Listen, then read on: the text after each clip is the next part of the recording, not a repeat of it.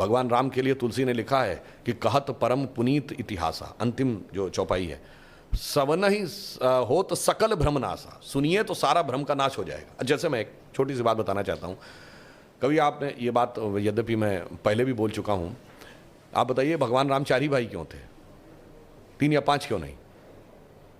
और अगर 4 भाई थे तो लक्ष्मण ही क्यों राम के साथ जाएंगे वन में, और भरत ही खड़ाऊ रख के शासन क्यों करेंगे, और शत्रुघ्न ही अयोध्या में क्यों रहेंगे?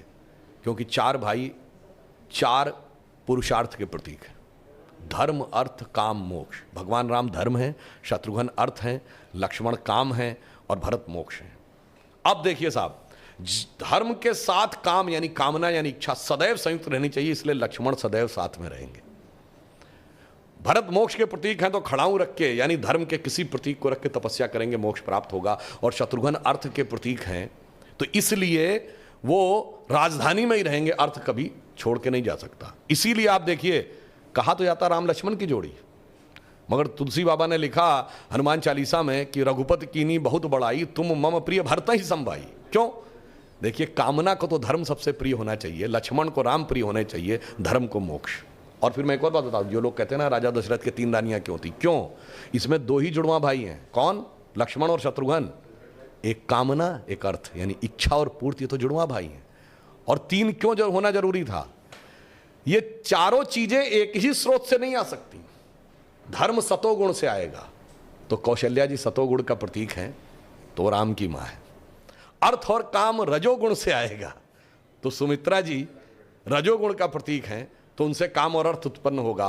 और केकई तमोगुण की प्रतीक है, मोक्ष प्राप्त करने के लिए तमोगुण के पार जाना पड़ेगा। इसलिए महाराज दशरथ की 3 ही रानियां हैं, 2 या 4 नहीं। और फिर यहां पे मैं ये भी कह दूं, मतलब इसको कोई अन्यथा न ले, मैं मतलब ये नहीं कह रहा हूं, इसमें सबसे सुंदर कौन था?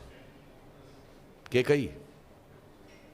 तमोगुण सबसे आकर्षक होता है और अक्सर उसी के पीछे बहुत सारी अनिष्ट की संभावनाएं भी छुपी रहती हैं। तो मैं कह रहा हूं, अगर थोड़ा सा गौर से पढ़ोगे तो एक एक चीज में इतना गहरा अर्थ निकलेगा कि फिर अगर एनी बेसेंट ने कहा था कि for 40 years I have studied a religion by the name of Hinduism, the more you study, the more you love it, the more you get involved, more you respect it, तब जाके धीरे धीरे समझ में। बहुत बढ़िया।